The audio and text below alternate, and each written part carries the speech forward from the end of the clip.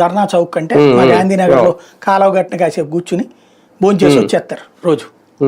పేపర్లో వేసుకుని ఇదిగో మేము ప్రభుత్వానికి వ్యతిరేకంగా పోరాడామని. ఏం పోరాడుతున్నారు వీళ్ళు? నిజంగా కమ్యూనిస్టు పోరాటం ఎట్టుంటుందో మనకు తెలుసు.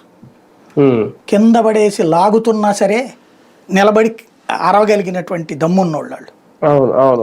బషీర్బాగ్ కాల్పులే వాళ్ళ పోరాటానికి సాక్ష్యం. ఎందుకు చేయట్లేదు? చంద్రబాబు నాయుడు వాళ్ళతో అగ్రనాయకులతో ర్యాపో మెయింటైన్ చేస్తారు. సామాజిక వర్గ సమీకరణాలు ఉన్నాయి. జగన్ వీళ్ళని దగ్గరికి రానియడు. జగన్ పట్టించుకోడు వీళ్ళు ఎవరిని. అంటే చంద్రబాబు గౌరవిస్తాడు వీళ్ళకి. ఏదో ఒక మేలు చేస్తాడు. ఇప్పుడు ఫర్ ఎగ్జాంపుల్ కమ్యూనిస్టులకు సంబంధించిన పత్రికలకి ప్రభుత్వ కాంట్రాక్ట్లు ఇవ్వటము, ఆ ప్రింటింగ్ కాంట్రాక్ట్ ఇట్లాంటివి, వాళ్ళకి ఏదన్నా పై పనులు చేసి పెట్టడమో చేస్తాడు.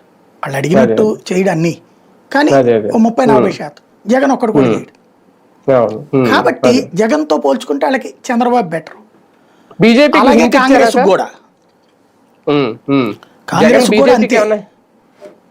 జగన్ బీజేపీకి ఏమైనా హింట్ ఇచ్చారా? బీజేపీకి ఒకటే అతను చెప్పదలుచుకో హింట్. బీజేపీకి తెలియనంత అమాయకులాళ్ళు.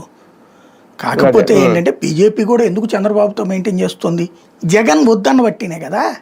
అదే అదే జగన్కి అక్కడ ఏకైక సమస్యల్లో ఏంటంటే బీజేపీతో పొత్తు పెట్టుకోవడానికి సిద్ధపడ్డా అతను.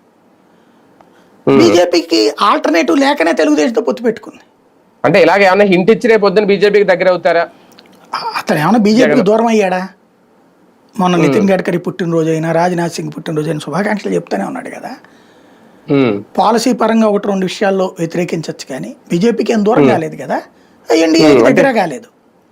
అదే కదా, అంటే ఐఎన్డీఏలో చేరడం, సారీ ఐఎన్డీఏలో క్వశ్చన్ లేదు, కానీ అంటే